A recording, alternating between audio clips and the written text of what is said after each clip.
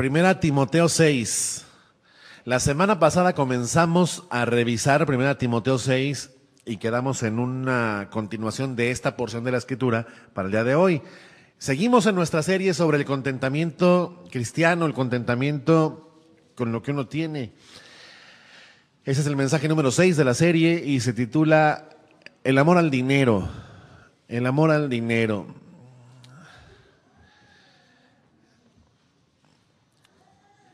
Bueno, déjeme decirle antes, ya vimos la semana pasada que el apóstol Pablo, fíjese bien, ya el apóstol Pablo le advierte a Timoteo sobre los falsos maestros, ¿se acuerda?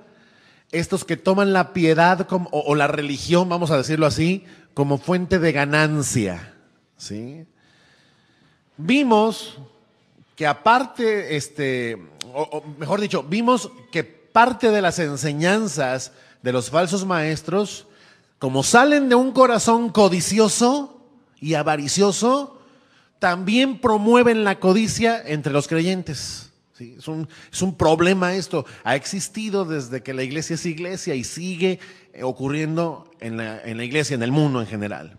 Y esto, ya lo veíamos la semana pasada, produce entre los creyentes, entre los hermanos, envidias, pleitos, blasfemias y malas sospechas. ¿Sí?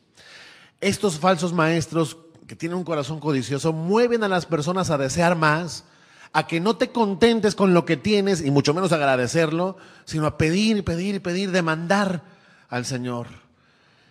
Contrario a lo que la Biblia nos muestra, ¿verdad? Una cosa he demandado al Señor, que pueda yo morar en su templo, ¿verdad? Que pueda yo estar con Él. Una cosa es la que necesitamos y es estar a sus pies, ¿sí? Entonces, esta tendencia hace que el corazón del creyente incluso pues, se vea expuesto a querer más, a desear más, a que no contentarnos con lo que tenemos, a estarnos quejando por lo que tenemos y a no agradecer, ¿sí? A seguir a Dios, sí, pero por interés. Tal como los falsos maestros siguen a Dios por interés, quienes siguen sus enseñanzas suelen también estar siguiendo a Dios por puro interés material, ¿sí? Y entonces leemos esto, lo vamos a leer juntos en 1 Timoteo 6, versículo 6, porque aquí viene el contraste de eso. 1 Timoteo 6, 6 dice, pero gran ganancia, dígalo fuerte, gran ganancia es la piedad acompañada de contentamiento, porque nada hemos traído a este mundo y sin duda nada podremos sacar. Así que teniendo sustento y abrigo, estemos contentos con esto. Ponga un separador ahí en su Biblia y oremos. Señor, háblanos, Señor, enséñanos en verdad. Si tú no nos enseñas, si no nos guías, Señor, estas palabras no pueden producir nada en nosotros, Señor. Te rogamos que nos ayudes a comprender esto, a recibir este mensaje y que por tu Espíritu Santo, Señor, se pueda en verdad hacer vida en todos nosotros, Señor.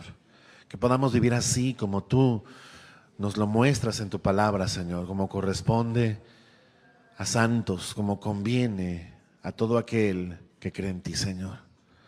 Guíanos pues, te lo rogamos en el nombre de Jesús. Amén. Tome su lugar. O sea, no Oseas, o sea, que la vida cristiana sí produce ganancias, dice ahí el apóstol Pablo. Sí, pero no ganancias materiales.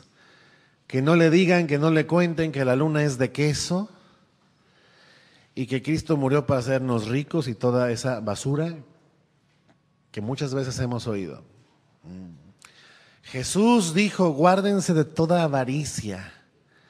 Ahí en Lucas 12:15 dice el Señor Jesús que la vida del hombre no consiste en la abundancia de los bienes que posee.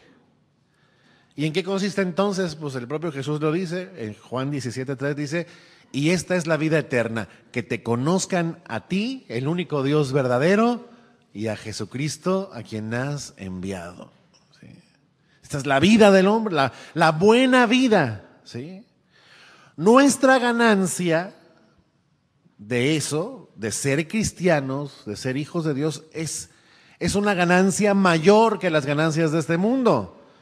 ¿sí? Es la piedad, dice ahí. Ya decíamos que la piedad en nosotros aquí, de lo que habla, es de andar toda nuestra vida tras de Dios, buscando agradarle. Dice que esto es gran ganancia es la piedad, dice. Cuando dice gran ganancia, el término que usa es mega, que significa más grande, mejor, ¿sí? Mega ganancia, una mega ganancia para nosotros es el poder andar tras de Dios. ¿Por qué? ¿Por qué es mega ganancia el poder andar tras de Dios nosotros? Primero, piense, ¿a dónde nos lleva Dios? ¿A dónde nos está conduciendo? Dígamelo usted. ¿A dónde va usted tras de Dios? ¿A dónde? Al cielo, ¿verdad? A las moradas eternas, para que donde Él mora, allí también nosotros estemos con Él. Nos lleva para allá. Entonces, andar tras de Dios tiene destino, ¿sí o no? Él nos lleva a casa. Este no es nuestro hogar. La Biblia nos enseña eso. Qué mal hacemos en echar tantas raíces a veces aquí, ¿verdad? Porque aquí estamos de paso, somos como peregrinos y extranjeros en este mundo, ¿sí? Ni nos acostumbremos demasiado, ¿verdad?, a las comodidades que este mundo ofrece, porque aquí estamos nada más por un breve tiempo. Pablo hablaba de nuestro paso por esta vida como una breve tribulación momentánea. Es un momento, esta vida es un ratito, ¿sí? Nos lleva a casa. Dice la Escritura que nosotros nosotros somos ciudadanos del reino, ciudadanos nuestra ciudadanía está en los cielos, dice. De allá somos, de donde esperamos también al Salvador, dice, a Cristo Jesús. Somos de allá y no de acá. Estamos acá, pero no somos de acá. Somos de allá, ¿sí? Somos de allá. Y allá vamos, hacia allá nos lleva el Señor. Vamos de regreso a vivir según el plan que Dios tuvo para crear a la humanidad, que es tener comunión perpetua con nosotros, con el hombre en general, ¿no? Y en concreto, pues con los que Él escogió y a los cuales nos dio fe para creer y entonces poder acceder a esa bendición. Se va a concretar y de una forma más gloriosa, aún más gloriosa, aquella circunstancia en la cual el hombre vivió, ¿verdad? Y que era habitar en el mismo lugar donde Dios habita, en aquel lugar llamado Edén, que significa placer. Ya lo estudiamos eso, ¿verdad? Placer. El placer que tendremos, o el lugar donde viviremos, será un lugar donde tendremos el supremo placer de habitar con Dios. Como Adán y como Eva al principio, dice ahí la Escritura que Dios se paseaba entre los árboles del huerto. Imagínense lo que es eso. Hacia allá vamos. ¿Se acuerda que Jesús le dijo a aquel ladrón en la cruz, en verdad te digo, cuando vio su arrepentimiento, ¿verdad? Dijo, en verdad te digo que hoy estarás conmigo en el paraíso. Vamos para allá. ¿Cómo podríamos dejar de ver que eso es una mega ganancia? ¿Sí? Que vamos a morar con Él para siempre, que vamos a recibirle a Él como herencia perpetua, que tendremos el gozo de su salvación, que ya desde ahora somos parte del reino de su amado Hijo. Eso es infinitamente mayor que cualquier ganancia de este mundo. Porque en este mundo todo bien material, usted lo sabe, se acaba. Sí, todo por servir se acaba. Así dice la Biblia, ¿verdad? ¿Verdad que sí dice la Biblia? Pues no dice, pero sí es cierto, ¿verdad? Todo por servir se acaba, dicen, y acaba por no servir. ¿Verdad? Todo. Y si algo no nos lo alcanzamos a acabar en nuestra vida, pues lo que se acaba entonces es nuestra vida. ¿Verdad? El caso es que nada de lo que podamos tener aquí, lo tendremos para siempre. Y en cambio a Dios, al Señor sí lo tendremos para siempre. Gloria a Dios por eso. Es lo único que perpetuamente tendremos. Dios es nuestra herencia, nuestra porción, dice el canto. Ya expliqué, ¿verdad? Ya no, cuando digo porción no digo que nos toca un pedacito de Dios. Porción es un sinónimo de herencia. Nuestra herencia es Dios. Tú eres mi porción, tú eres mi heredad. Dios mismo. ¿Recibir como herencia a Dios mismo no es mega ganancia? Pues claro que sí. Entonces, por esto es que la ganancia es tan grande, ¿sí? Y también es mega ganancia o gran ganancia la piedad o el andar tras de Dios. Porque piense, ningún ser humano andaría tras de Dios. Ningún ser humano estaría caminando detrás de Él rumbo a ese destino eterno prometido si no fuera porque Dios tuvo misericordia de Él, de nosotros. ¿Sí? Misericordia gratuita, inmerecida. Él nos hizo un favor al escogernos desde antes de la fundación del mundo. Él hizo de una misma masa, o sea que somos igual que todos los demás, que todos los que no creen, de una misma masa hizo vasos para honra, destinados para gloria, dice, para estar con Él en gloria, y también vasos de ira, ¿verdad? Para usos viles, como quien hace del mismo barro una vasija para poner la joya más preciada, y de esa misma pasta algo para botar la basura en ello. Sí. A nosotros nos escogió por la fe, ¿verdad? O mediante la fe nos dio la oportunidad de que esta elección que Él hizo fuera efectiva, ¿no?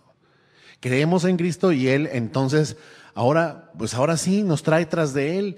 No andaríamos tras de Él si Él no nos hubiera hecho el favor de regenerar nuestra vida, de renovar nuestra mente para que pudiéramos creer y entonces ser de Dios, ¿sí? Porque si no fuera por eso, nadie seguiría a Dios, nadie en este mundo, ¿no? Dice el Salmo 14, que Dios miró desde los cielos para ver si había por ahí algún entendido que buscara a Dios, y dice que no lo encontró. Que todos se desviaron, dice. Así dice el Salmo 14 y el 53 también son iguales. Todos se desviaron y todos por igual se corrompieron y pues no hay quien haga lo bueno, ni siquiera uno. No hay quien busque a Dios. Entonces, ¿cómo es que nosotros buscamos a Dios? Porque Él nos dio esa ganancia. La ganancia es esa, poder andar tras de Dios. Fíjese, el pueblo de Israel ciertamente anduvo tras de Dios en el desierto. Usted se acuerda, ¿verdad? Lo seguían de día y de noche, aquella columna visible de fuego por la noche y de nube durante el día, ¿verdad? Que los cubría de las inclemencias del sol por el día y los abrigaba por la noche, y era su guía, su luz, ¿verdad? Pero yo le digo una cosa, el pueblo de Israel siguió a Dios por el desierto, sí, sin duda, pero no porque ellos hubieran escogido seguirlo, ¿no? No, sino porque Dios mismo fue el que los sacó de Egipto. Él los sacó para llevarlos a aquella tierra prometida, aquella tierra rica en bendiciones. Y lo mismo pasa con nosotros. Nosotros, así como Israel, nosotros hoy andamos detrás de Dios, pero no porque hubiéramos escogido bien sabios según nosotros seguirlo en esta vida, no, sino porque Dios se ocupó de librarnos de la esclavitud al pecado para traernos hacia Él, para sacarnos de las tinieblas a su luz admirable. Por eso es que andamos tras de Él. No andaríamos tras de Él si no hubiera sido así, si Él no hubiera intervenido. Fíjese, dice en Isaías 53:6, dice que todos nosotros, fíjese bien, todos nosotros, lo cual no deja títere con cabeza, todos nosotros nos descarriamos como ovejas y cada uno se apartó por su camino, así dice Isaías 53:6. Todos nos descarriamos como ovejas, nos extraviamos, nos salimos o dejamos de cumplir el propósito para el cual Dios nos creó, que es darle gloria a Él, ¿verdad? Y honra, que es obediencia. Dejamos de cumplir ese propósito, ¿verdad? Nos descarriamos como ovejas, ¿verdad? Como ovejas. El otro día me enteré, fíjese qué historia, que por allá en Turquía, pues donde todavía hay regiones amplias donde pasta el ganado y los pastores pues llevan a sus ovejas a los campos a alimentarse, que unas ovejas se extraviaron siguiendo a una de ellas, ¿verdad? Y que una ovejita se acercó al precipicio y saltó del precipicio y pues por allá, como 1000 y tantos metros abajo, cayó, ¿verdad? Se hizo pedazos la pobre ovejita. Pero resulta que la siguieron 1500 ovejas. Sí. Todas, una por una, ¿verdad? La de adelante se aventó y ahí van todas, ¿verdad? Una tras otra. Las 1500 ovejas que andaban por ahí en los campos se aventaron al precipicio. Se lanzaron también. Tremendo, ¿no? Todos nos extraviamos como ovejas. Y en eso, lo único que la oveja puede esperar es la muerte. Sí, porque la oveja no se puede defender, ya hemos hablado de esto, la oveja no puede hacer gran cosa por sí misma, es el único animal que requiere forzosamente de un pastor, porque no es capaz de hacer gran cosa y aparte es corta de vista. Sí. Pero fíjense lo que son las cosas, también me enteré, la historia no termina ahí en las 1500 que se aventaron. Me enteré que no se murieron todas, que nada más se murieron 450. Y usted se preguntará, ¿y cómo fue eso? Porque las otras 1050 que se aventaron después de las primeras 450 que se mataron, cayeron encima de las primeras, ¿verdad? O sea, las primeras sirvieron de colchón, o sea, se formó ahí un colchonzote de lana, ¿verdad? Sobre el cual cayeron las otras 1050 y salvaron la vida. Qué tremendo, ¿no? Yo veo eso y digo, pues sí, las ovejas solas van rumbo a su propia muerte, pero Dios tiene misericordia. Dios mete su mano y salva, ¿verdad? O sea, lo lógico es que todas hubieran ido a la muerte. Y así es en nuestra vida. Lo lógico y justo y normal habría sido que todo ser humano a causa del pecado se perdiera. Pero Dios mete su mano soberanamente y rescata y salva. Así es Dios, ¿verdad? Nosotros nos descarriamos como ovejas, pero Dios quiso salvarnos. Cada uno se seguía a sí mismo.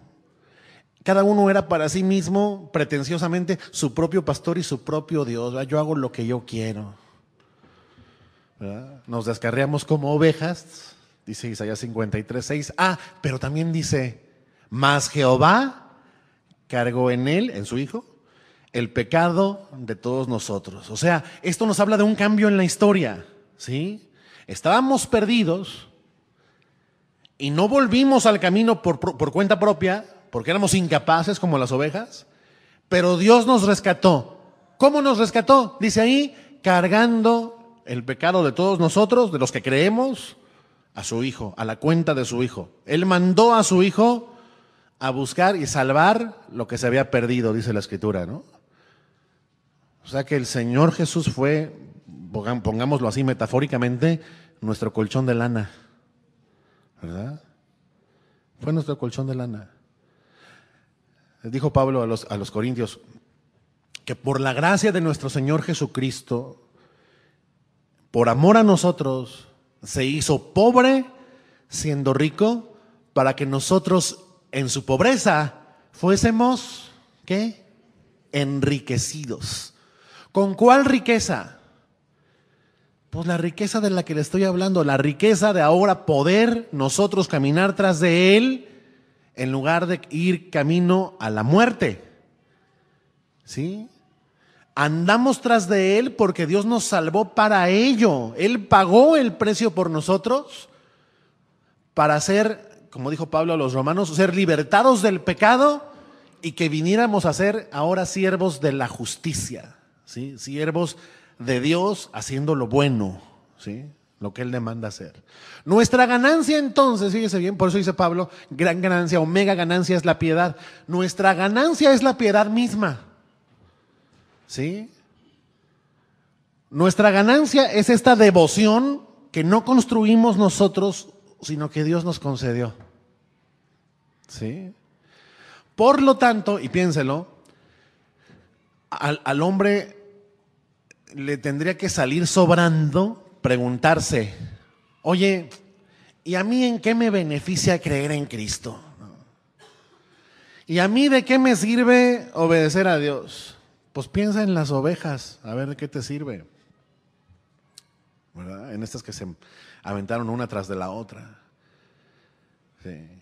¿Qué gano yo? Dice alguno, con ir a la iglesia. A ver, ¿qué gano yo con eso? Es una mentalidad de negocios, ¿verdad? En la que el hombre siempre quiere invertir poco y sacar mucho, ganancia, pero ganancia según su carne, según sus deseos, ¿no? ¿Qué gano con ir a la iglesia? Dice alguno. Ay, ¿qué gano con orar?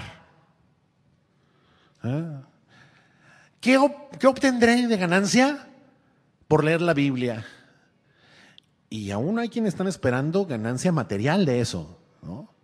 Que Dios les recompense esa devoción, pues que Él le regala a la gente.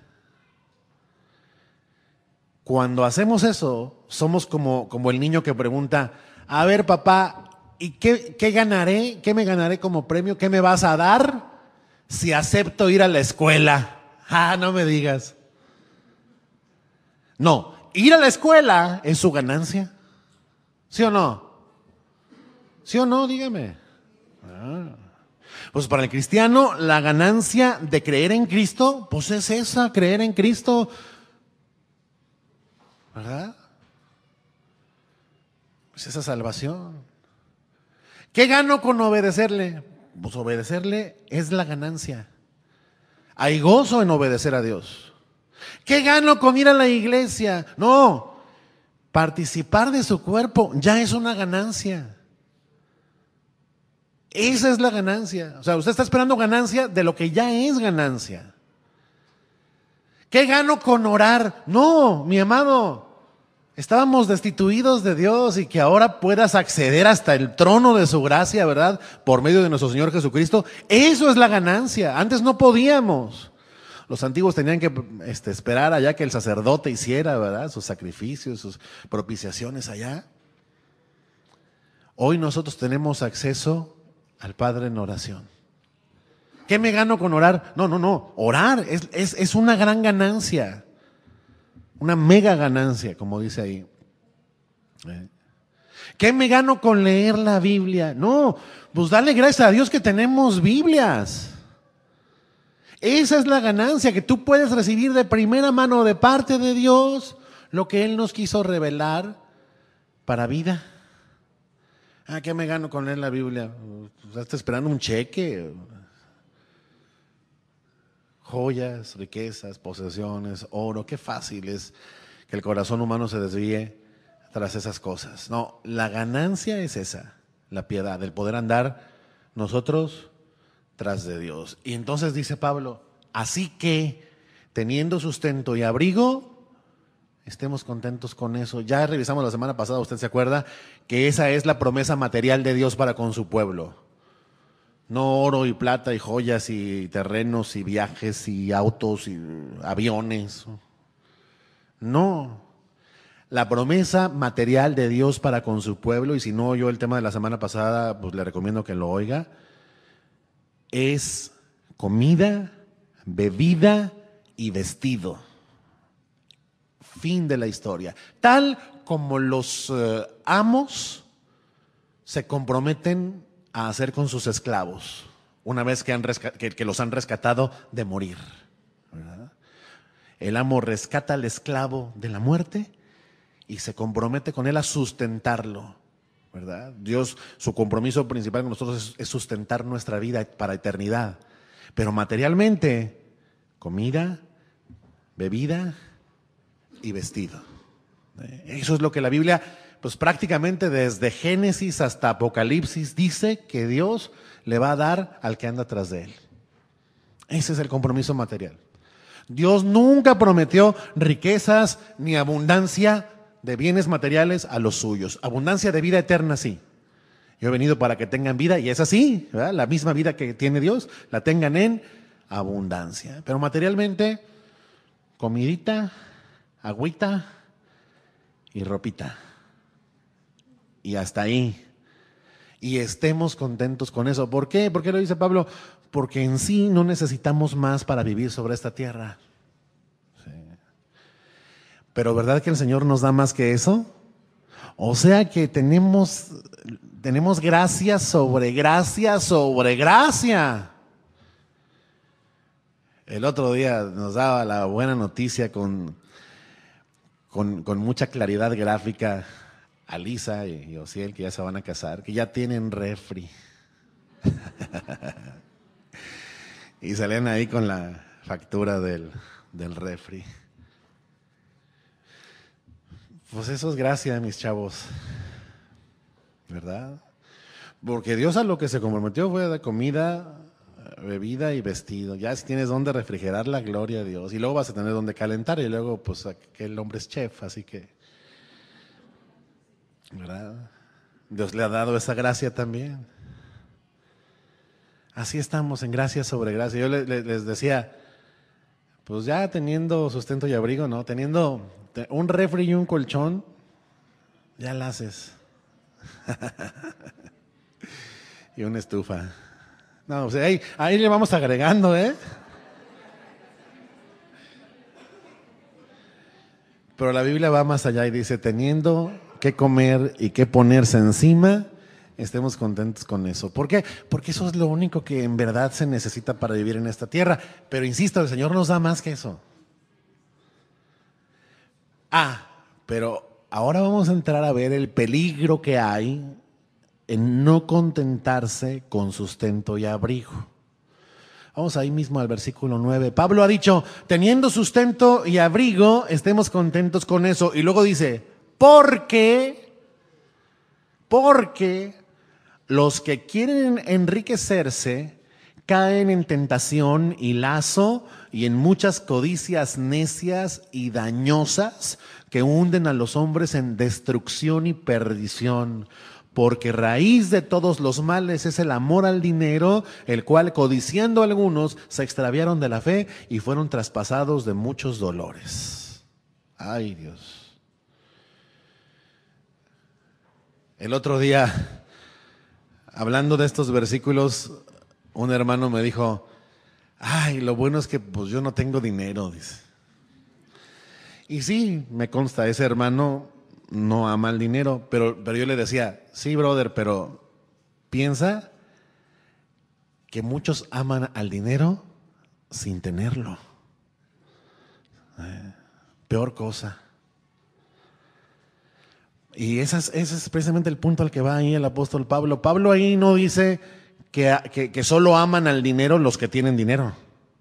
No, habla de los que quieren enriquecerse, o sea que no son ricos. No está hablando de los ricos, está hablando de los que se quieren volver ricos. ¿Sí? Dice los que quieren enriquecerse, y ese término quieren nos habla de la avaricia, del deseo apasionado de desear más, de no contentarse con lo que uno tiene. De eso habla quieren enriquecerse. ¿Sí? Pero Jesús dijo, y lo recordamos, guárdense de toda avaricia. Pablo a los romanos, cuando les habló de la condición de pecado del hombre, dijo que la condición del hombre es esta, que está atestado de toda injusticia, perversidad, maldad, envidia y avaricia. Es un pecado. ¿Sí? Y a los efesios también les dijo Pablo, y fornicación y toda inmundicia o avaricia, ni aun se nombre entre ustedes como conviene a santos, les dijo.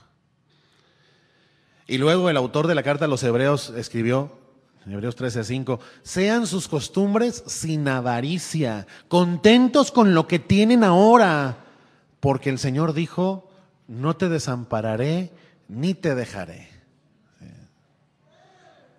Nunca se ha visto justo desamparado, ¿verdad? Ni a su descendencia que mendigue pan. Pero los que desean enriquecerse, los que quieren más, los que están dedicados a volverse ricos, dice ahí, y la palabra es bien dura, dice, caen. Los que quieren enriquecerse, ¿qué dice ahí? Caen. Y eso tiene un paralelo. Por ahí Proverbios 11:28 dice que el que confía en sus riquezas caerá. Mas los justos, dice, reverdecerán como ramas. El que confía en sus riquezas caerá.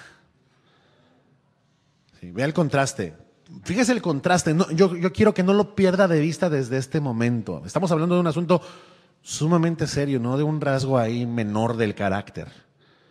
Dice, Proverbios 11:28 pone por un lado a los que confían en sus riquezas y por el otro a los justos. Los está poniendo por separado. No habla de justos que aman las riquezas, ¿verdad? O que confían en las riquezas. Los que confían en las riquezas no confían en Dios. Confianza es fe. Los que confían en las riquezas tienen por Dios al dinero. En eso han depositado su esperanza.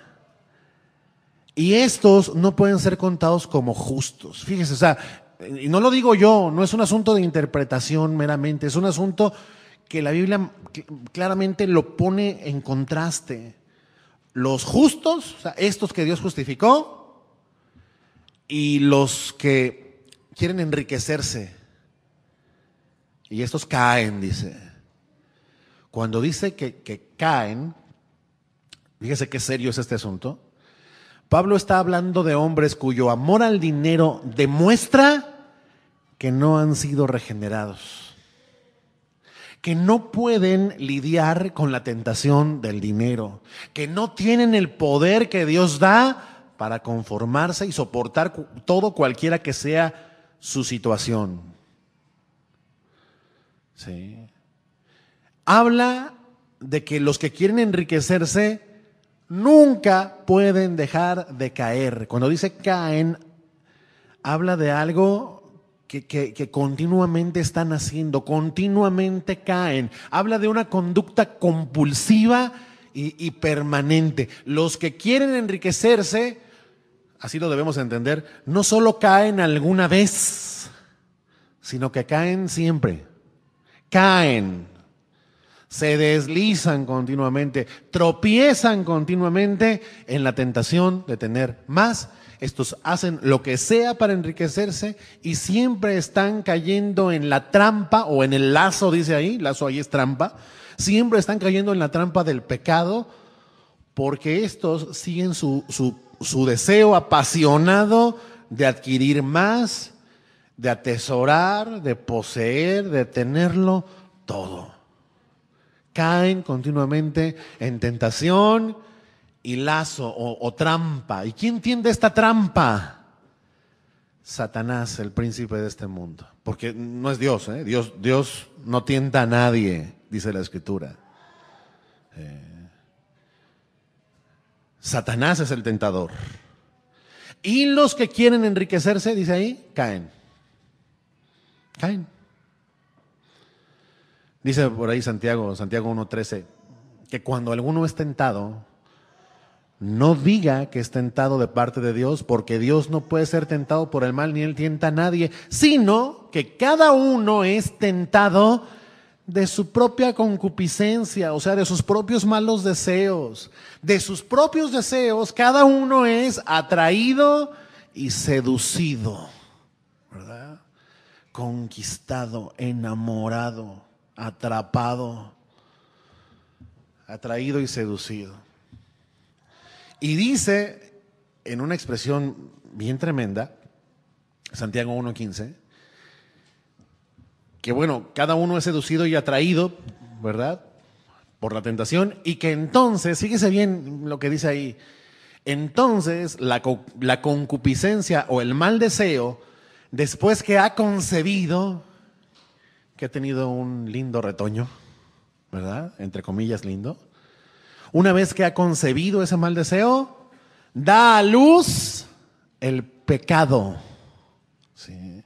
Y el pecado, siendo consumado, también da a luz, qué tierno, da a luz la muerte.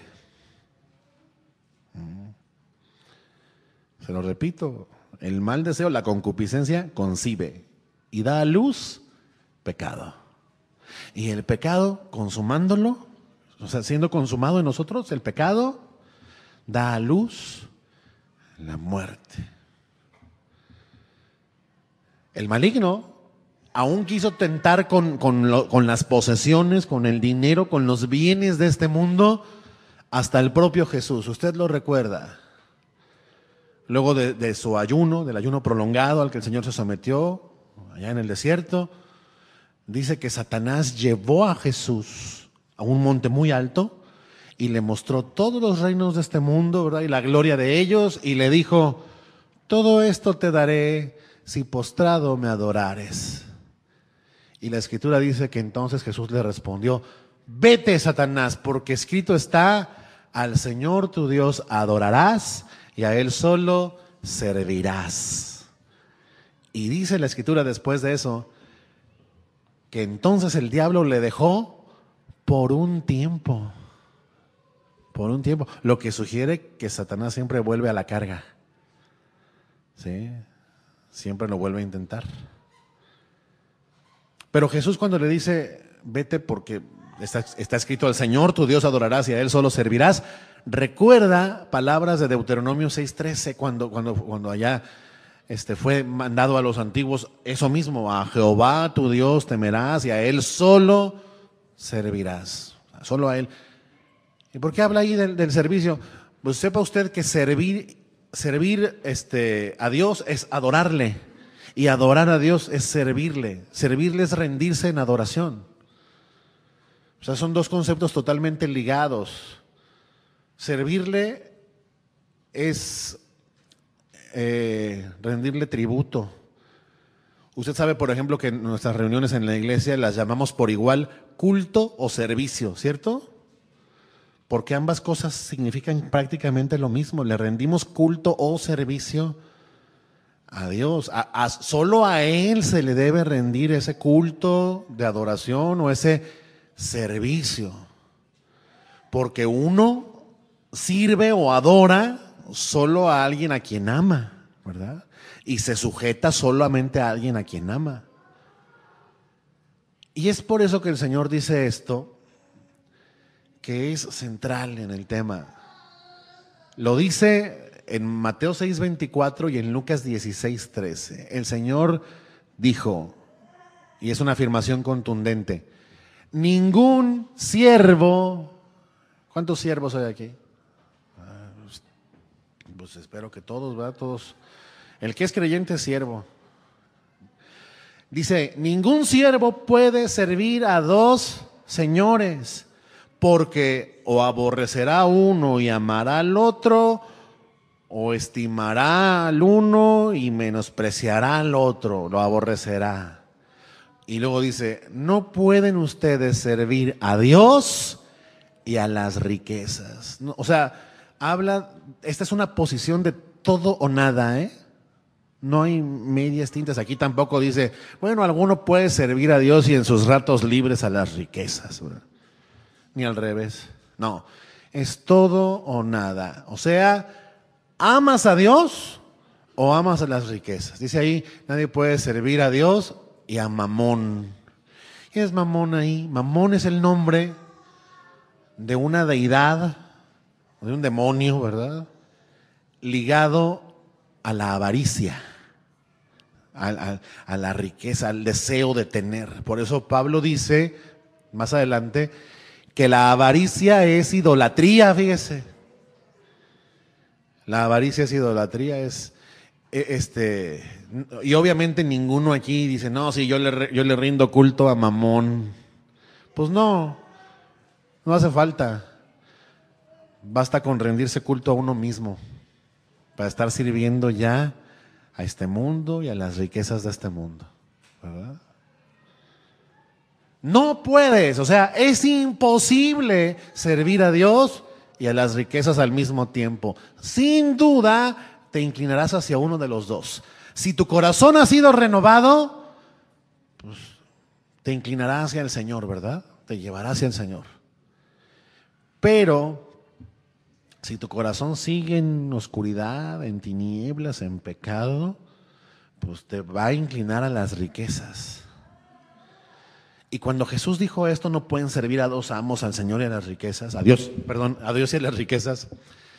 Dice la Escritura que lo dijo delante de fariseos que eran avaros y que se burlaban de él por lo que él decía. Ahí está en Lucas 16, ahí lo dice.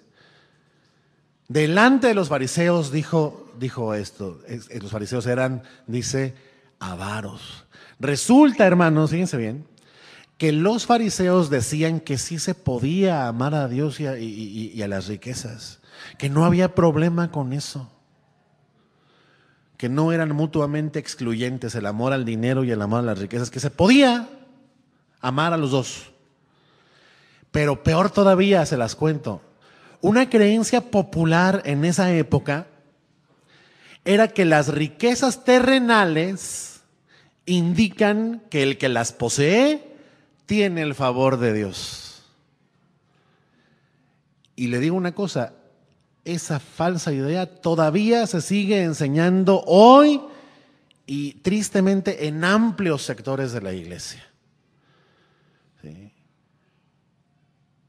Que tener dinero, tener riquezas significa tener el favor de Dios, y lo contrario, ¿va? Carecer de dinero y de riquezas y de posesiones y de comodidades y aún de lujos significa que no tienes el favor de Dios. Ahora sí que hágame usted el favor. Y aún, o sea, tal vez usted ha escuchado, yo he escuchado sermones que mueven a la gente, a los creyentes, a la codicia, ¿verdad? Reclame cielos abiertos, reclame, ¿verdad? Y que sus manos y sus bolsillos, declárenlo así, van a estar llenos de riqueza. Gloria a Dios. Y sabe que una idea que nos venden es esta. Te dicen, pues, llénate de riquezas para que la gente, viendo tu prosperidad, quiera ser como tú. ¿Verdad? O sea, la gente al ver que estás bien bendecido va a querer servir a ese mismo Dios que te dio tu buena casa, tus lindos muebles de piel, tus automóviles de lujo y tus viajes. La gente va a querer de ese Dios. Le digo algo, sí funciona. Eso atrae a la gente, sí, pero a la gente que anda tras sus propias codicias. Y los atrae a otro Dios, no al Dios de la Biblia, sino a este otro, al mamón, ¿verdad? A las riquezas. Despierta más bien codicias. Y digo que funciona porque con ese método de que te vean, pues, que tienes mucho, para que quieran servir a ese Dios que tú te tiene tan bendecido, aún se pueden llenar auditorios enormes, pero de puros adoradores de mamón. De puros adoradores de sí mismos, que tienen sus ojos puestos solo en sí mismos. Auditorios llenos de gente egoísta, ¿verdad? Egoísta. De gente que no ha oído el evangelio, ¿verdad? Sino que han querido, pues, tener las riquezas que tiene América, por ejemplo, ¿no? Si así fuera el caso. Es un ejemplo, no te agüites. ¿Estos oyeron el evangelio? No. Codiciaron lo del otro, lo cual es pecado. No codiciarás, ¿verdad?, la mujer o el hombre de tu prójimo, ni su casa, ni su criado, ni su buey, ni su asno, ni su homer, ni su bocho, ni su negocio, ni nada, ¿verdad? O sea, ¿cómo en nombre del pecado puedes atraer a alguien a Dios? ¿O cómo a través de un pecado puedes atraer a alguien hacia Cristo? ¿Verdad que no es absurdo? Es que yo quiero estar tan bendecido aquí como Alfredo Puerta, ¿verdad? Si él se traga la mentira de que testifique con sus bienes, pues va a traer gente. Sí, pues siempre la gente eso es lo que anda buscando. riqueza, prosperidad, pero no los va a traer a Cristo. Si fuera el caso, tampoco te agüites, mi estimado Alfredo. O sea, sí lo entendemos, ¿verdad? Como no se predica entonces, como ese no es el evangelio, la cosecha no es de creyentes nuevos, es de puros fans. ¿Verdad? Fans. Fans y no discípulos de Cristo. Prosélitos, seguidores, pero no de Dios, ¿verdad? La gente no se convierte, la gente no nace de nuevo, la gente no llega así a ser un hijo de Dios, ¿verdad? Le digo una cosa, mire, si el asunto se tratara de que nosotros llevemos gente a la abundancia material, pues no deberíamos guiar a la gente hacia Cristo. Bastaría con que guiáramos a la gente hacia algún rico empresario que les enseñe a hacer negocios. Pues si el asunto se tratara de la prosperidad material y de la abundancia económica, pues yo en vez de llevárselos a Cristo se los llevaba a Donald Trump. ¿Sí sabe quién es Donald Trump? ¿Quién saben? ¿Nadie sabe? Donald Trump es uno de los hombres más ricos del mundo, es un empresario norteamericano. Él capacita gente para hacer negocios, para producir. Y por ahí, de cuando en cuando, hace un programa de televisión, un reality show, de estos famosos reality shows, que se llama El Aprendiz. No sé si usted lo habrá alguna vez visto. Sí. Y enseña a la gente a hacer negocios. Y la gente aprende a hacer negocios y prospera, ¿verdad? Entonces, pues si se trata de llevar a alguien a la abundancia, pues llevémoslos a Donald Trump. Nomás que van a seguir muertos en sus delitos y pecados, porque Donald Trump hasta el día de hoy no ha salvado a nadie. Ni ningún otro hombre fuera de Cristo, por cierto, ¿verdad? Fíjese, en noviembre me tocó estar ahí parado junto a una de las torres de Donald Trump, allá en Nueva York, que nos invitó allá el pastor José Olivares. Y se separa uno junto a la torre esa, y se siente uno chiquito. Se siente uno como un alfilercito tirado en la banqueta, así, uno para arriba la torre, está impresionante. Imagínense nomás lo que habrá de costar es un edificio de departamentos, él renta departamentos ahí y él vive ahí. Está enfrente del edificio de las Naciones Unidas, o sea, es la zona más cara del planeta. Y en esa torresota, ¿verdad?, que se siente uno chiquito, voltea para arriba, estaba yo enterándome que allí viven o han vivido en algún tiempo gente como Bill Gates, como Sofía Loren, aquella famosa actriz italiana, y como Harrison Ford, el actor. Es impresionante, insisto, se ve enorme aquello, ¿no? Pero le voy a decir una cosa, estando allí, así asombrado, me retumbó en la cabeza lo que dijo el Señor Jesús en Mateo 26:16, cuando dijo: ¿qué aprovechará al hombre si ganare todo el mundo y perdiere su alma?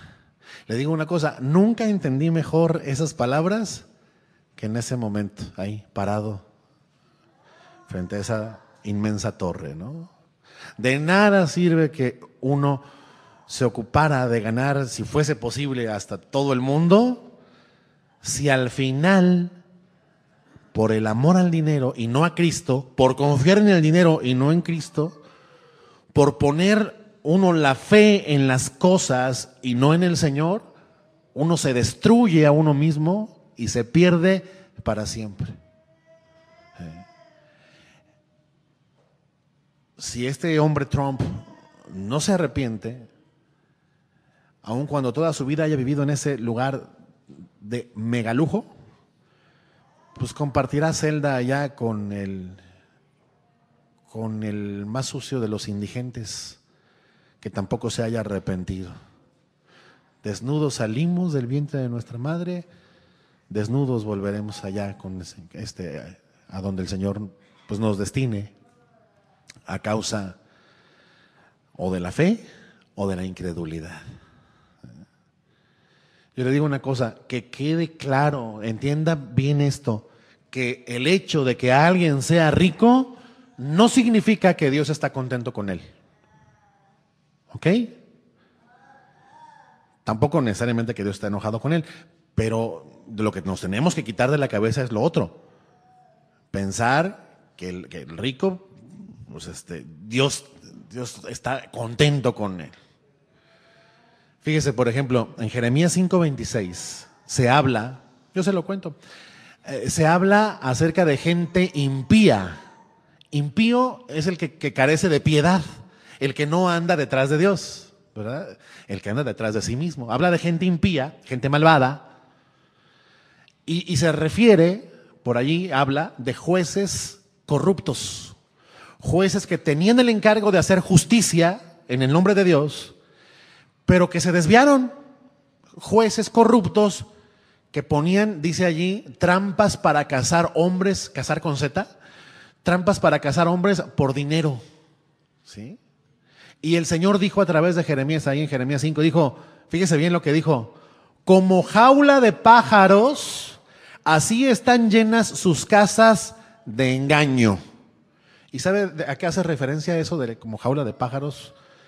A los lujos, a la extravagancia, ¿sí? A la abundancia ostentosa, al atiborramiento de propiedades materiales. Como jaula de pájaros, dice, así están sus casas llenas de engaño, de todos esos lujos, ¿verdad?, que obtuvieron con engaños. Y dice, y ellos se hicieron grandes y ricos. ¿Quién los hizo grandes y ricos? Ellos a sí mismos. No, ellos a sí mismos. Aquí no habla, ciertamente Dios es el rector de todo y permite, pero aquí no está hablando de que la riqueza de ellos Dios se las haya dado. Dice, ellos se hicieron a sí mismos ricos y grandes, ¿sí? Con engaños. Dice ahí, escuche, el Señor habla sobre esto y dice, estos sobrepasaron los hechos del malvado, no juzgaron la causa del huérfano. Con todo, dice, se hicieron prósperos, o sea, ellos se hicieron prósperos y la causa de los pobres no juzgaron. No castigaré esto, dice Jehová, y de tal gente no se vengará mi alma. Insisto, ellos se hicieron prósperos, no Dios. Y así ricos como están, no tienen el favor de Dios, tienen el furor de Dios. O sea, insisto, cuidémonos de pensar que la riqueza habla de la aprobación de Dios. No, la prosperidad material no es evidencia de que alguno anda con Dios. No. Estos jueces de los que habla ahí servían a las riquezas, amaban al mundo, eran injustos. Tenían sus casas llenas de lujos, pero ganados con puros engaños. ¿Sí? Dijo Juan en su primera carta que si alguno ama al mundo, el amor del Padre no está en él. O sea que sigue bajo condenación. Otra vez es una posición de todo o nada, ¿se fija? No dice que si alguno ama tantito al mundo, pues no está tan mal. No, si alguno ama al mundo, el amor del Padre no está en él. Y Santiago, Santiago 4:4, la amistad con el mundo. La amistad con el mundo es enemistad contra Dios. También se fija, es una posición de todo o nada. No hay medias tintas. Cualquiera que quiera ser amigo del mundo, dice, se constituye enemigo de Dios.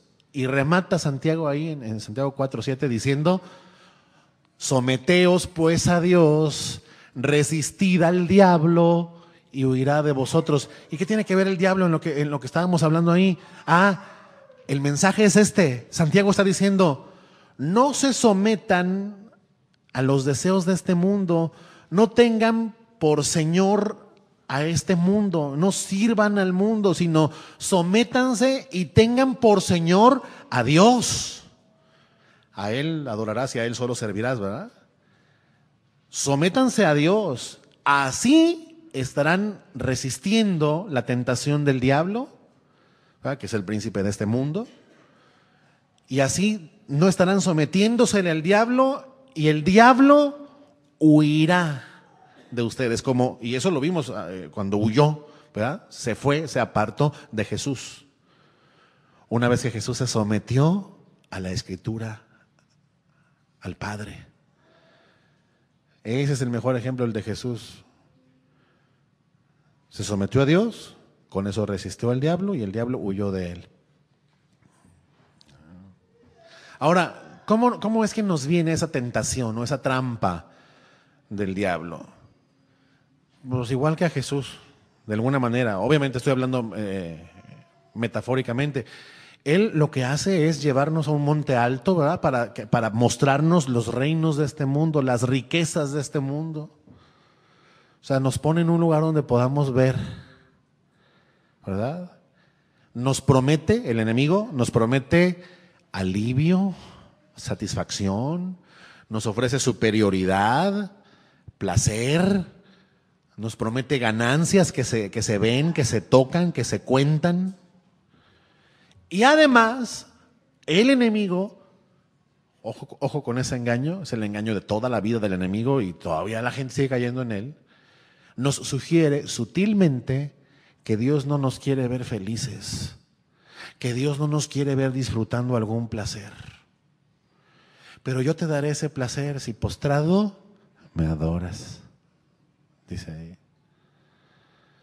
Y no es que alguno literalmente se le arrodille al diablo, lo hace al amarlo de este mundo, lo hace.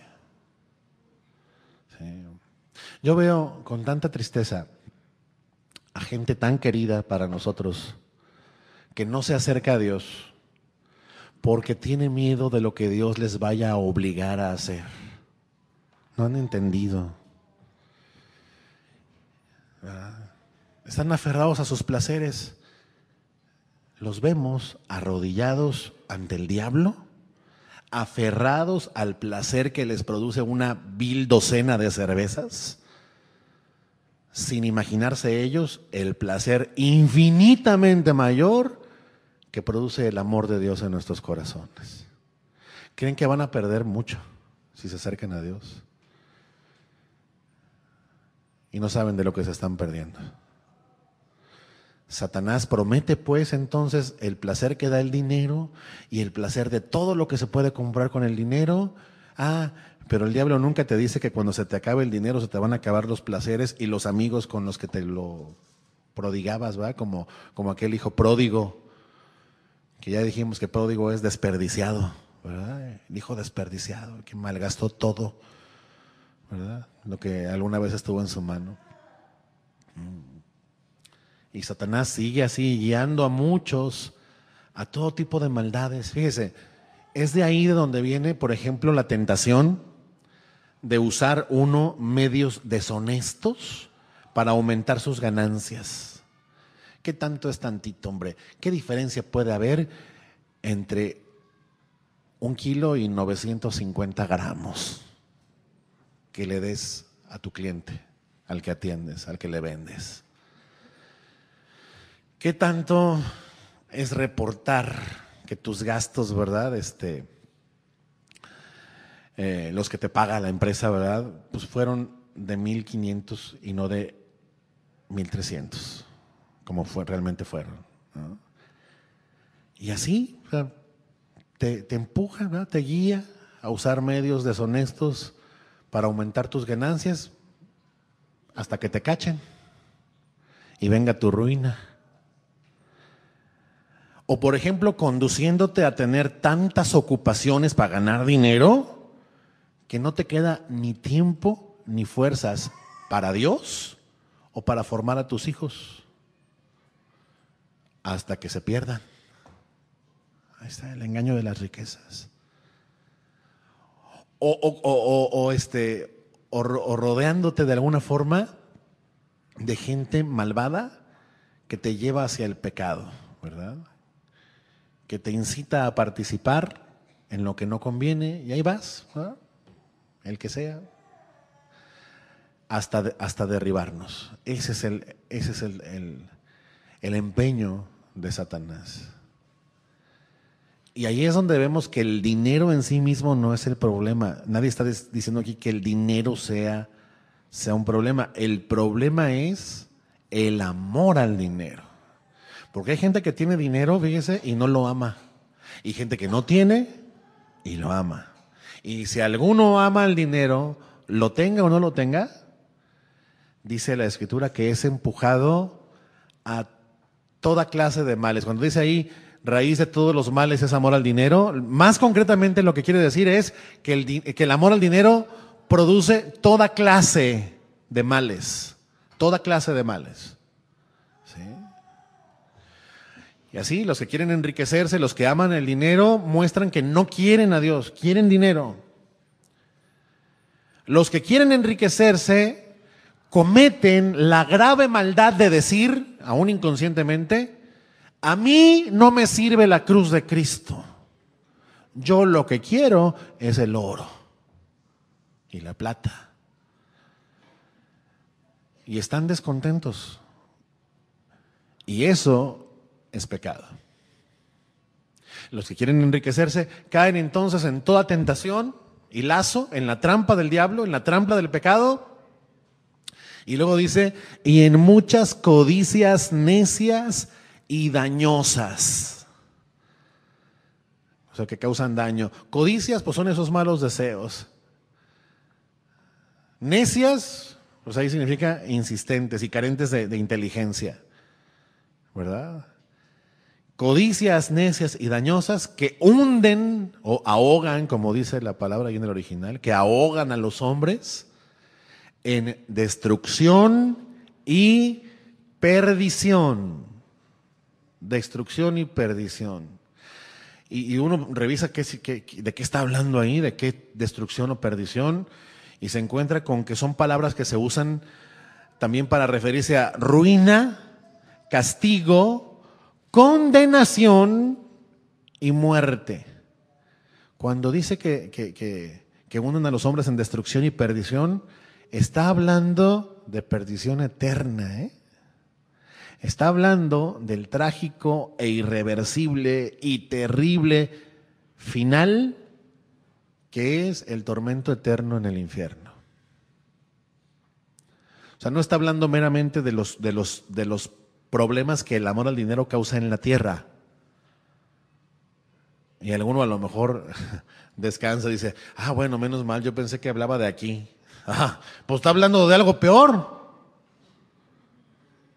A lo mejor no me va a ir tan mal aquí. No, es un hecho. Eso no necesita estar en la Escritura. El sentido común nos habla de cómo el amor al dinero en verdad nos pierde. Hemos visto cualquier cantidad de historias que nos lo demuestra. Pero aquí está hablando de algo todavía peor.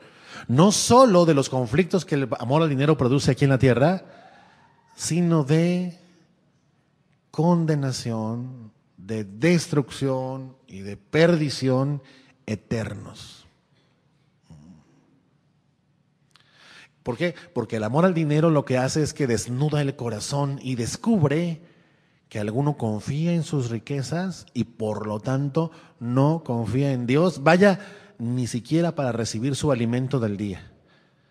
Si alguien no confía en Dios ni para recibir comida, bebida y vestido, sino que como los gentiles anda buscando esas cosas, como dijo Jesús, pues eso demuestra pues que mucho menos va a creer en Dios para recibir algo mayor, o sea, para recibir salvación. Si no confías en que Dios te sustenta, pues qué decir de que confíes para vida eterna. El que no confíes en Dios para tu sustento aquí, revela algo gravísimo, que si no te alcanza la fe ni para eso, sin duda menos te alcanza para creer en la salvación eterna.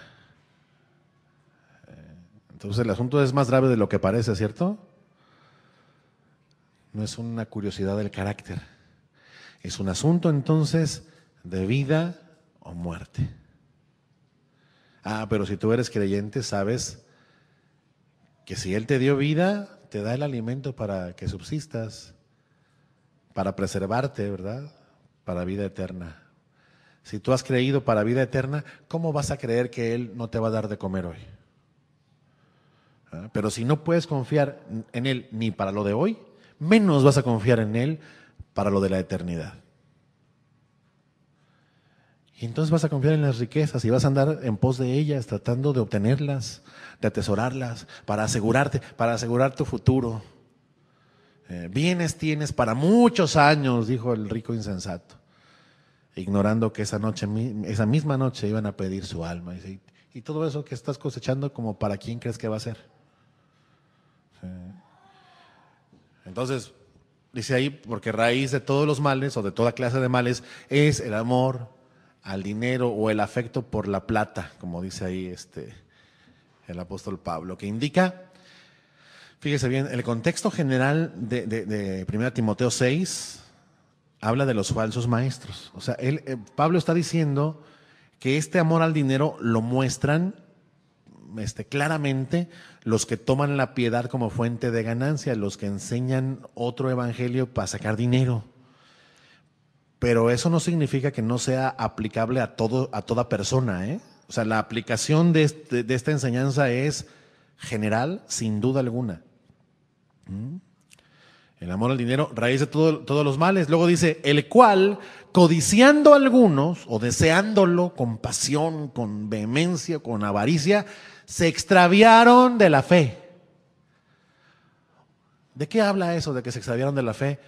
O sea que estos, habiendo escuchado el evangelio, habiéndolo recibido, incluso habiéndolo comprendido, y en el peor de los casos, incluso habiéndolo enseñado, estos se apartaron un día de la fe, ¿verdad? Se apartaron del cuerpo de Cristo, y dejaron de buscar las cosas de Dios para dedicarse a buscar dinero. Sí. Esto nos habla de lo que la Escritura llama la apostasía, de los apóstatas, ¿sí? De los que dejan a Dios, de los que abandonan la fe que decían tener, demostrando con eso que en realidad nunca, en verdad, tuvieron fe. Siempre creyeron más, aún en secreto, en el dinero. Y volvieron atrás a su vida de antes. Fueron arrastrados por el error y se apartaron del Dios vivo para seguir en sus pecados y en su incredulidad. ¿Sí? El amor al dinero revela incredulidad, y la incredulidad es, por cierto, el único pecado imperdonable.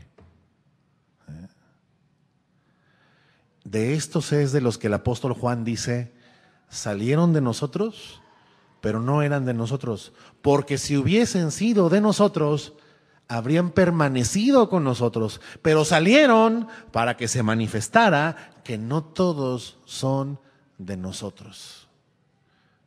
Lo que hemos dicho más de una vez, que en las congregaciones crecen juntos el trigo y la cizaña. Y estos se apartaron de la fe, se extraviaron.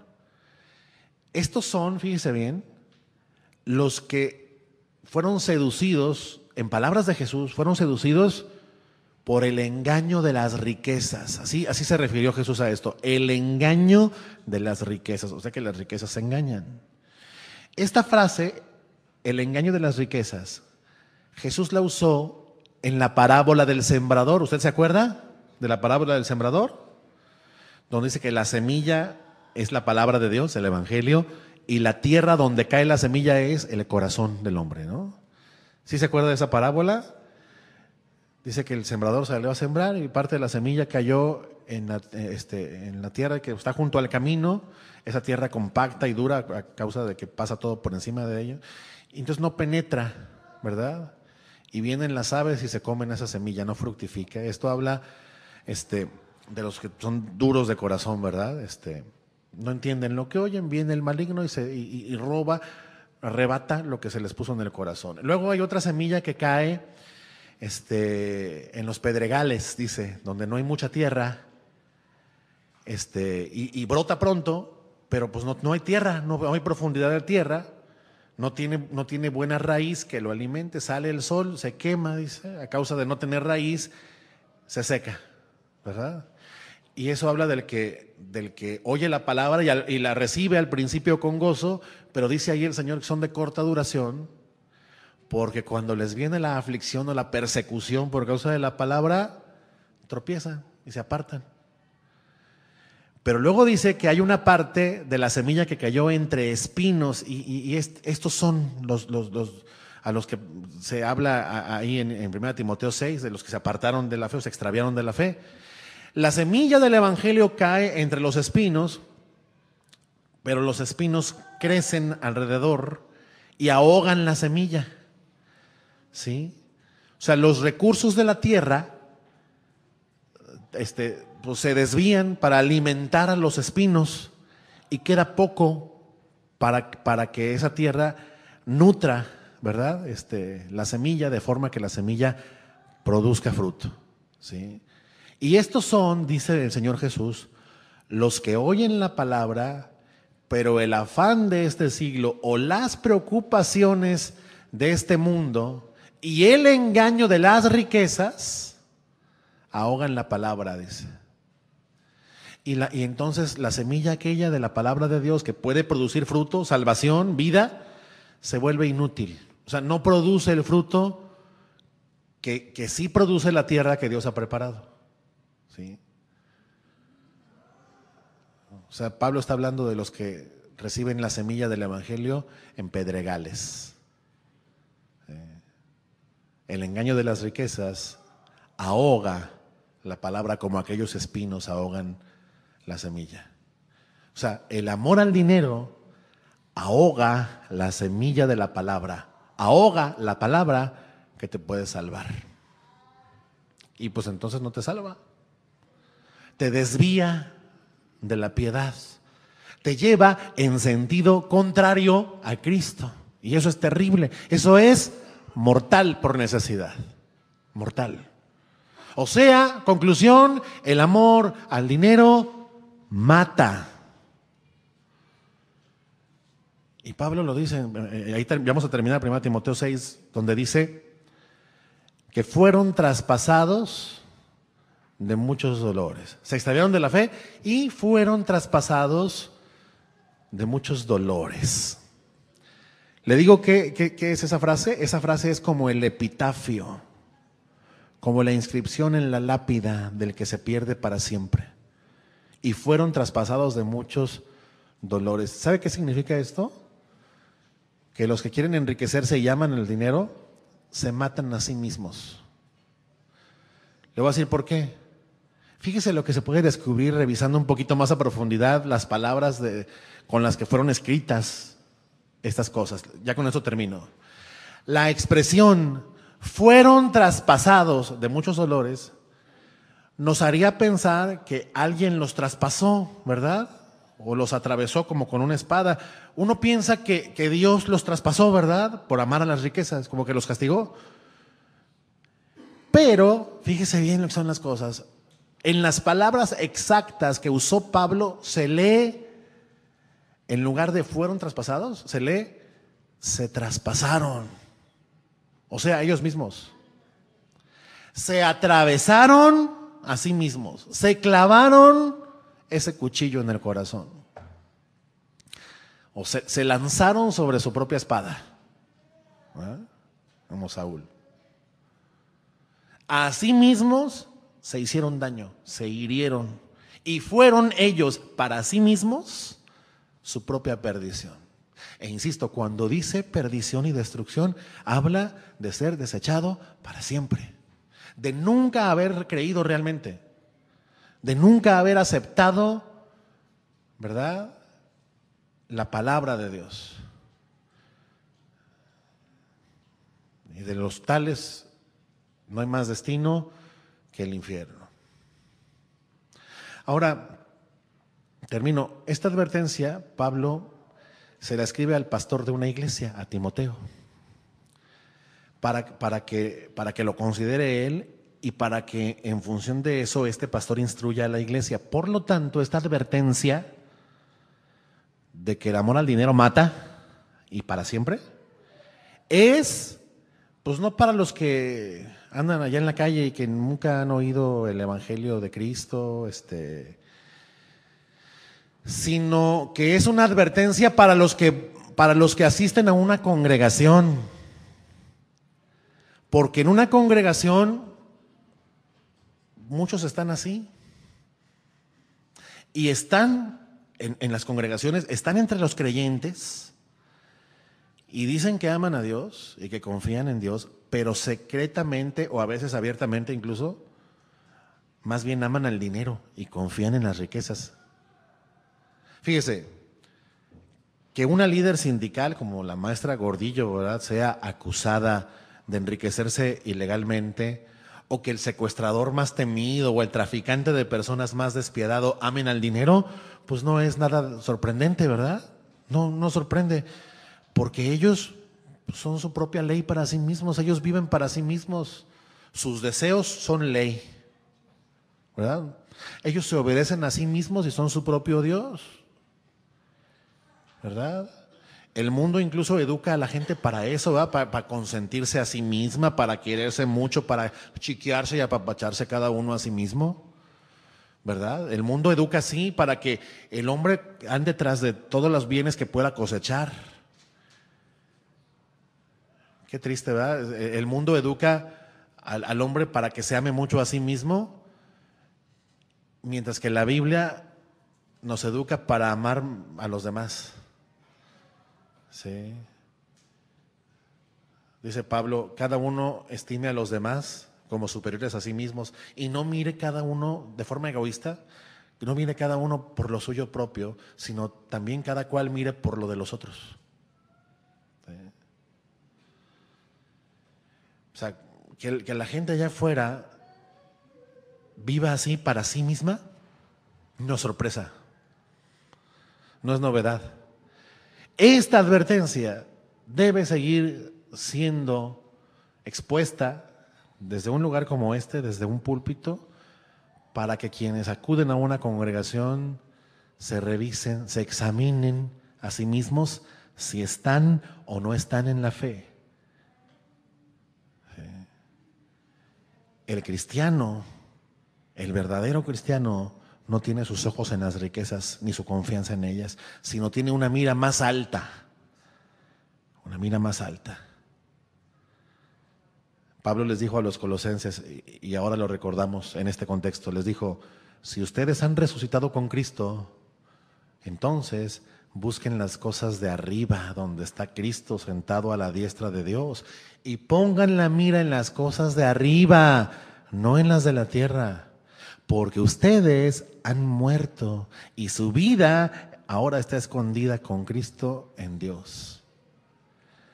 Por lo tanto, hagan morir lo terrenal en ustedes: fornicación, impureza, pasiones desordenadas, malos deseos y avaricia, que es idolatría. Cosas por las cuales la ira de Dios viene sobre los hijos de desobediencia, en las cuales nosotros también anduvimos en otro tiempo cuando vivíamos en ellas. O sea, los creyentes antes anduvimos también en avaricia, también. Pero si somos verdaderos creyentes, se entiende que ya no andamos tras eso. Pero si alguno aquí se examina a sí mismo y encuentra que sigue siendo un avaro, ¿verdad?, un codicioso, si confía en sus riquezas, eso significa que no está en Cristo. Porque no se puede estar de los dos lados. No se puede amar a Dios y a las riquezas. Te inclinarás, si no estás en Cristo, a las riquezas, a tu propia satisfacción. Por lo cual termino sencillamente con lo que Pablo les dijo a los corintios, en 2 Corintios 13:5. Ahí sí le pido que abra su Biblia para que esta palabra pueda impresionarle en esta mañana Segunda de los Corintios, capítulo 13, versículo 5. Palabras con las que ahora terminamos.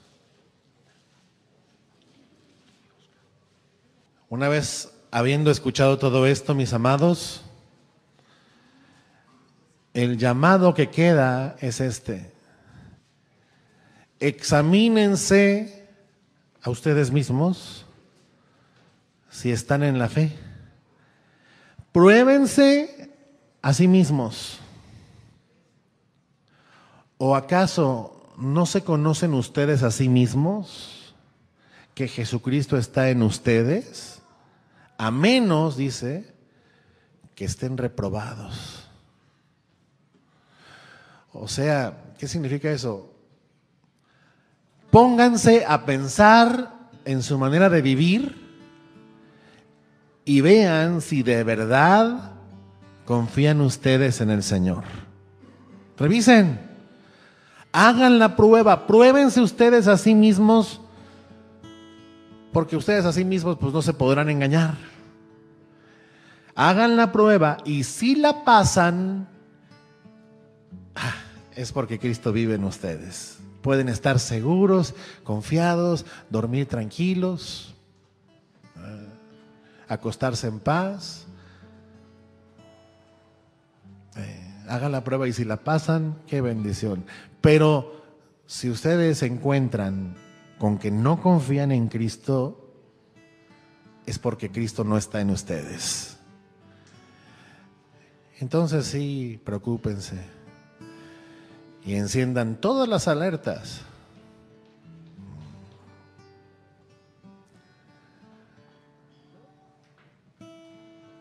Ayúdanos, Señor. Que cada uno de nosotros, te rogamos, pueda examinarse en verdad a sí mismo si está en la fe. Que podamos probarnos a nosotros mismos, Señor, con honestidad y encontrar si amamos más al dinero y a los deleites de este mundo que a ti. Lo cual es una gran maldad y demuestra que alguno no está en ti, Señor.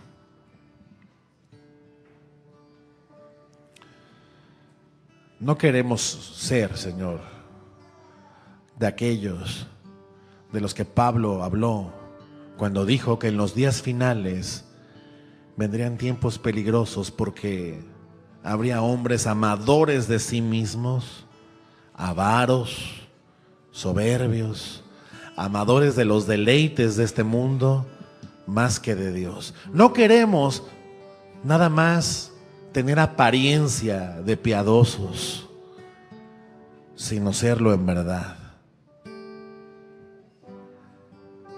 Que encontremos que en verdad tenemos una mega ganancia, una gran ganancia al haber recibido de ti la oportunidad de poder ir tras de ti.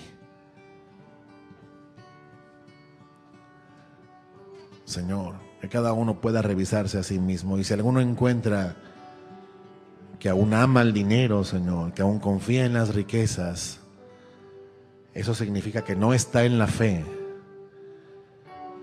que no está en Cristo, que no es de los del camino de salvación. Cuán cierto es, Señor, como dice tu palabra, que el que confía en sus riquezas caerá. Señor, si alguno aquí confía en las riquezas, Señor, muéstrale su corazón. Muéstrale cómo tú ves su corazón.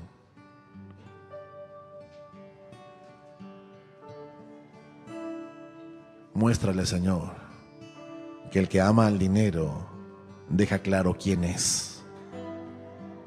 Deja claro que no te ama. No lo decimos nosotros, lo hemos recibido en esta hora por tu palabra, Señor. Que los que quieren enriquecerse caen y caen y caen en toda tentación y en toda trampa. O sea que practican el pecado y se traspasan a sí mismos con muchos dolores que acarrean para sí mismos destrucción y perdición eternos. Señor, que seamos capaces de despertar del sueño, si alguno está así, Señor. Que entendamos que el amor al dinero no solamente nos causa contratiempos y sinsabores en este mundo, sino que demuestra que seguimos sujetos a condenación eterna. El que confía en sus riquezas caerá, dice tu palabra, pero también dice, mas los justos reverdecerán como ramas. Los justos, los que hemos sido justificados, porque no éramos justos, tenemos mayor ganancia, Señor, porque tú nos has reconciliado contigo mismo mediante Cristo Jesús y nos has adoptado gratuitamente, y nosotros tenemos en ti nuestro contentamiento, Señor.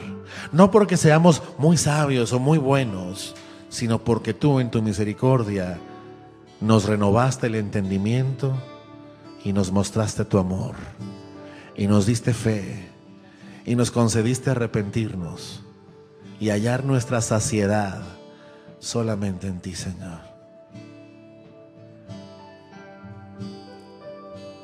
Ayúdanos, Señor, a examinarnos sinceramente a nosotros mismos y hallar nuestra verdadera condición delante de tu presencia, Señor.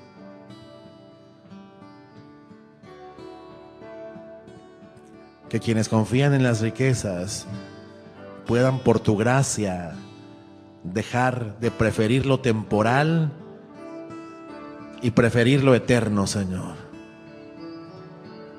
Y que puedan decir junto con todo tu pueblo que mejor es estar un día a las puertas de tu templo, Señor, cerca de ti, que toda una vida lejos de ti, Señor.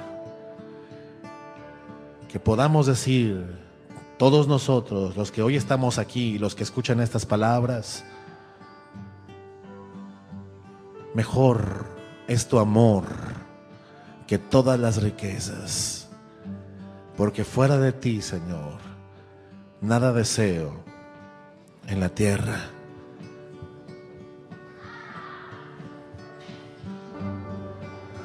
Así sea, Señor. Mejor es estar un día en tus atrios que toda una vida lejos de ti. Mejor es tu amor y tu misericordia que todas las riquezas sin ti. Póngase de pie, por favor, y digámosle esto al Señor. Mejor es estar un día en tus atrios que toda una vida lejos de ti. Mejor es tu amor y tu misericordia que todas las riquezas sin ti. Hoy te necesito. Hoy te necesito más que ayer.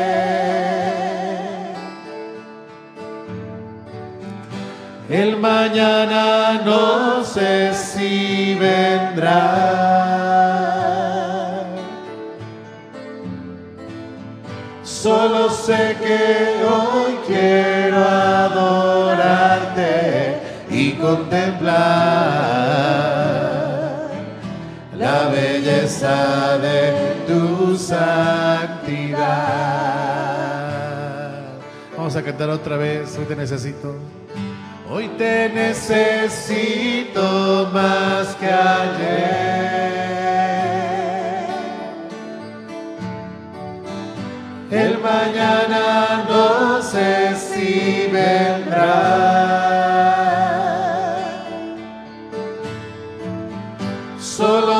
que hoy quiero adorarte y contemplar la belleza de tu santidad, la belleza de tu santidad, la belleza de tu santidad. Es nuestro deleite, Señor. La belleza de tu santidad.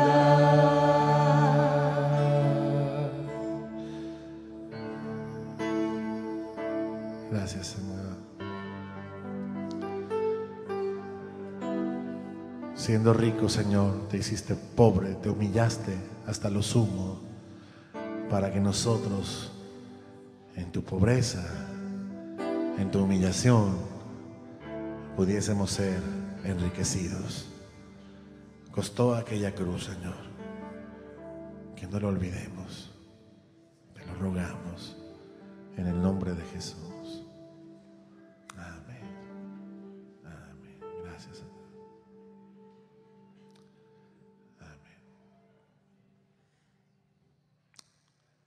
Que Dios les bendiga.